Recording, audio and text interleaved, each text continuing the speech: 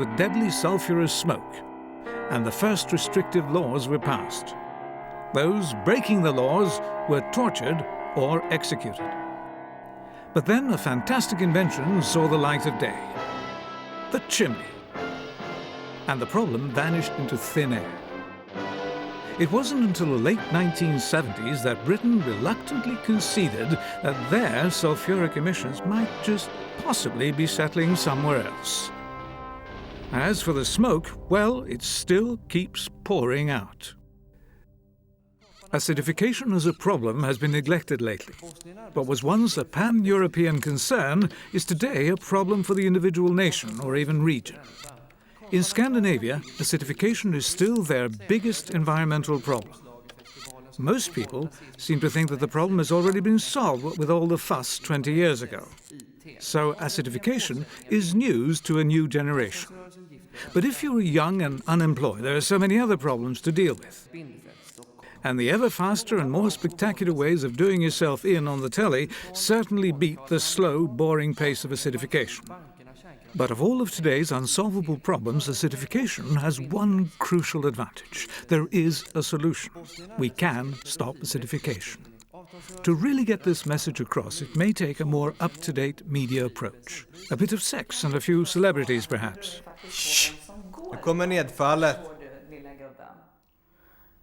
Morgondagens nedfall av de försurande ämnena svavel och oxiderat kväve är som vanligt ett dygns genomsnitt baserat på hela årsnedfallet.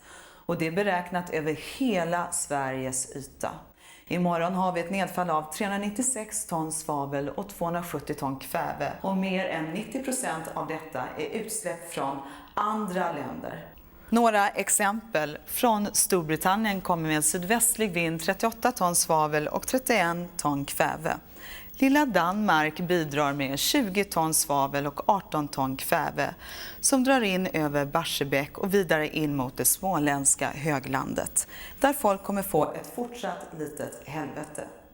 Sydliga vindar från Polen bär med sig 43 ton svavel och 15 ton kväve in över södra Sverige.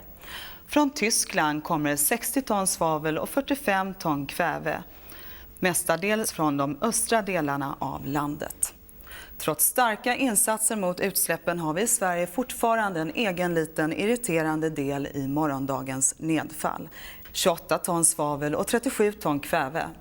Det största nedfallet drabbar som vanligt södra Sverige och de negativa effekterna blir tydligast här i de sydvästra delarna. Morgondagen ser alltså tyvärr fortsatt mörk ut. Det går fortfarande åt helt fel håll. Hej då från lilla mig. Fint. Du, slå över till programledartoppen. Va? Programledartoppen, What happens to the hundreds of tons that falls on Sweden each day? Well, it starts up a number of chemical and chain reactions. When sulfur and nitrogen oxides come into contact with water in clouds, sulfuric and nitric acids are produced. And when it rains, these acids fall to the ground. Acids release hydrogen ions, and the amount of ions determines the acid level. Now, nature has a built-in defense system, its so-called buffer capacity, which can neutralize the attackers. Buffering base cations, which are derived from minerals rich in soluble lime, are the defenders. Unfortunately, the soil and water found in Sweden and Norway offer less buffer capacity than elsewhere in Europe. The soil is therefore more sensitive to acid rain. If fallout is excessive and prolonged, the buffering cations are depleted and acidification is a fact. Nature's critical load is exceeded. This car is nature. Each person represents 1 kilo of sulfur per hectare. That's the natural balance. 3 kilos per hectare is what nature can handle. It's a long time since the load was 3 kilos per hectare.